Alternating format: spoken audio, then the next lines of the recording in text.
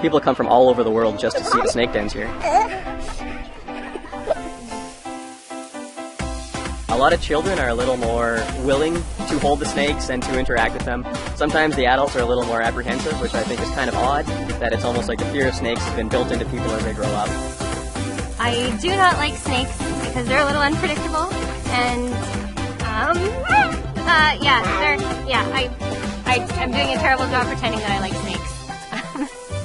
Here in the Inner Lake of Manitoba, Canada, is by far the largest aggregations or concentrations of snakes anywhere in the world. The Inner Lake of Manitoba is so plentiful, of why snakes are so plentiful here really goes back to the geology of the area. Temperatures can reach 50 degrees below zero, and so a snake, being a cold-blooded animal, they have to be able to survive those winter temperatures. So that here in the Inner Lake region, the limestone bedrock is very close to the surface, and so that allows the cold and the water to crack and fissure the limestone, and it makes great big sinkholes, and that enables the snakes to get below the frost line during the winter. There's a very limited number of these den sites, so all the snakes in an area have to go to that den site that's in their region.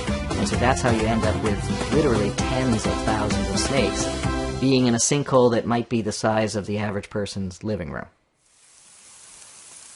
It is actually very difficult for the males to find a female because if you look from a snake's eye view, you just see kind of a sea of living spaghetti, and you're looking for a slightly bigger piece of spaghetti than all the rest of them.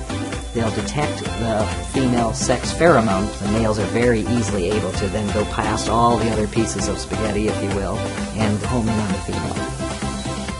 Oftentimes when the group of these courting males all gathered around one female trying to be that lucky guy that's going to mate with her, they'll get so wrapped up they can tumble down a hill literally like a ball, so people call them mating balls. Even though there's tremendous competition for mates, the males are not fighting with each other, they don't have dominance hierarchies, they don't have territories set up like other animals would do in a similar situation. I like to call them the ambassadors of the reptile world. They're a great way for people to interact with wildlife. Look at Mommy and smile. The garter snakes don't have teeth, and they feel cool when you touch them and stuff. So they don't bite you. They just kind of move around in your hand really fast and stuff. Awesome job, guys. Obviously all the snakes here are harmless.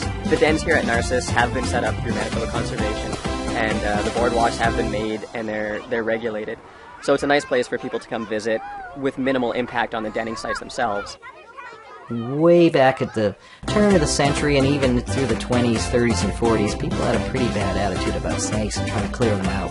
Just times have changed a lot. I think people are much more environmentally conscious. Really and truly, having these healthy numbers of snakes means you're living in a healthy environment.